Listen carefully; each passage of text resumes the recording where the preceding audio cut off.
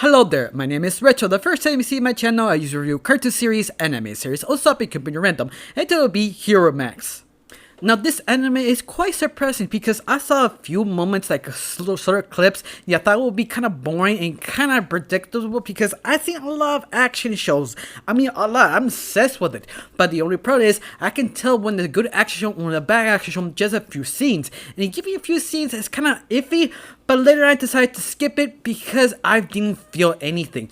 But unfortunately, I feel sad because I missed one of the biggest, funnest realism anime I have ever seen, and that I'm kind of disappointed on myself. Like, I give it a second chance, and whoa, blew me away. Anyway, this whole show is basically this sort of mystery what happened to a sort of lawyer who actually died. In fact, people kind of ask you how she died as a heart attack, so that's pretty normal. But the only problem is certain things didn't match. The more questions you keep asking, how she died, how she had this heart attack, the more it feels something's off. Especially when her former case was some company called Life, who actually trying to help people, but it has a lot of issues, a lot of sues. The fact you're wondering, well, a lot of people are trying to sue. What's wrong with this company? What they're actually doing? The second thing is something actually happened. Ask more questions. Is that a group of people sort of escape a certain lab? You don't know what they do, what they are, and why they escape. And the fact that why it's so dangerous.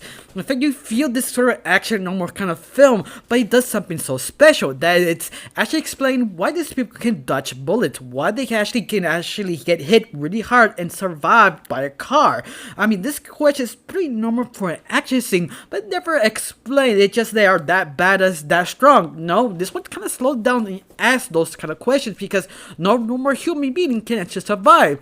Especially this special tool they actually have on their hands. This kind of paper mache sparkly thing that is basically as they making a power suit. They can actually, if you wear this paper mache kind of thing on part of your face, can amplify your strength and your speed and your awareness around you. This especially is a power boost. But the only problem is this power boost has a kickback or a result of something unexpected that is can kill you very slowly. I mean, slowly can actually eventually aids you like 10 times faster. You look like an old man after you use it the third time. But another person who escaped actually realized it till it's too late to actually die. On top of this, the other company who want this sort of SD money kind of tool for its own necessities. But you realize, okay, well, all this happening was this whole point. And the whole point of this kind of weapon, it wasn't not to actually make this as a weapon. This weapon was made to help people to serve cure the humanity. But the creator who made this went a little bit too far. The point he was excessive, making a point that what give this to humanity? There is no point for them. The only reason he meant it just to save someone, and that's it. Someone saw the ability of this thing and decided to abuse it or at least steal this formula to make their own weapon. That basically is part 1. Asking so many questions and trying to figure out what's going on. Especially our main character, James, who's trying to figure out who killed her friend and what to do. But the only problem is James doesn't have a personality. In fact, this show took about maybe 3 episodes to get it actually interesting because James really doesn't have a personality. In fact, how to describe the whole show is almost kind of like the Colonel from Ghost in the Shell. Put her in Die Hard, that kind of action blow up scene, that kind of surreal, that kind of put your foot on the craziness and another foot of the realness, that you can actually believe this kind of stupid things actually does happen. That's how the show really feels. It is well handled, but it has some moments, like Die Hard has a moment to be sort of dumb.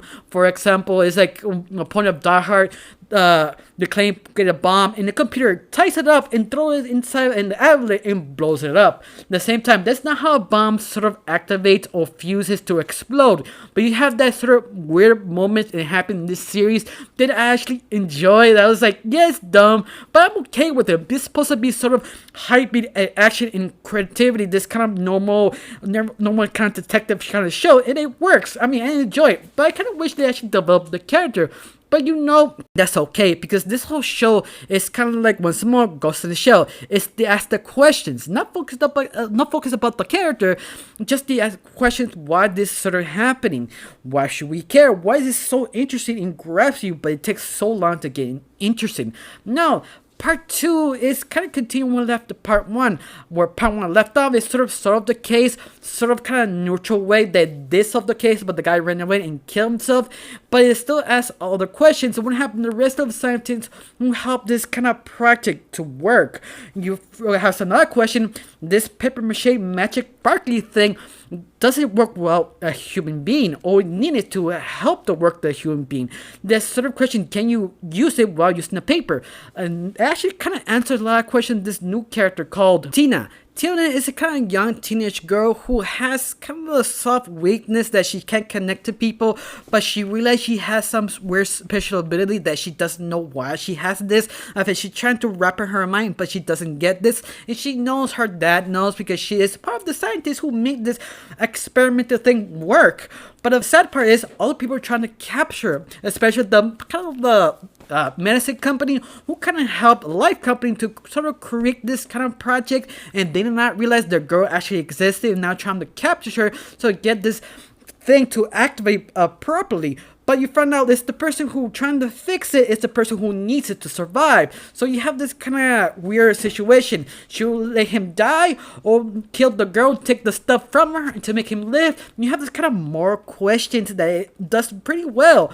But the only problem is does the same thing as part 1. That James himself doesn't give it that much personality. It's just a situation he is trying to figure out what to do. Especially when the SAC has basically a rat inside the company.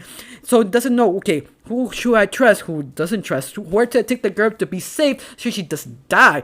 What's more, the show does grabs you. I mean, it is great and enjoyable. I feel it's so enjoyable. If you like kind of like CSI, Ghost in the Shell, you want the character to be so much personality, but you just like the question and the answer. And the thrill and the mind-blowing blow-up action, it does pretty well everything like that because you will enjoy it. But you expect the show to have the sort of personality, no, that's the only problem, it doesn't. But that's okay, no other show, anime, movie, or TV series does have all the 100% things you need to make a great show. But on of that, this show is fun. Now, the action, I have the nitpicks of some action scenes, but I understand why they did this. One of the things is some of the fight scenes they had to cut so many times to kind of realize where it actually happened, but they cut it because they don't have the budget to actually kind of make the action scene glorious sometimes. Other times they have action scenes that are perfect and amazing. That's the only moment you kind of see, yeah, they have that kind of flaw that some action scenes get more time than others just because of budget purposes. Although that, the show is amazing, it's enjoyable, it's fun. It's something I recommend to everybody? No. I recommend people who love kind of Ghost in the Shell. Kind of, yeah, we have badass, interesting things, but the characters are kind of have no personality. If you like that kind of shows, you like to ask the questions, I recommend watch this series. That is that enjoyable, that awesome, that much fun this day. You can't blow your mind like yes, but at the same time you're not overdoing it, trying to ground it the best they can and do a great job because of that. It feels sort of real and I like that kind of realness.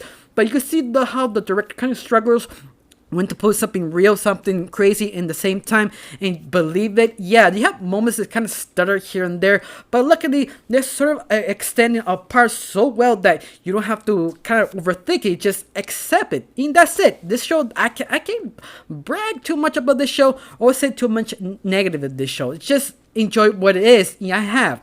I don't know, you seen this show, you join it, you like it, explain down below, tell me about it.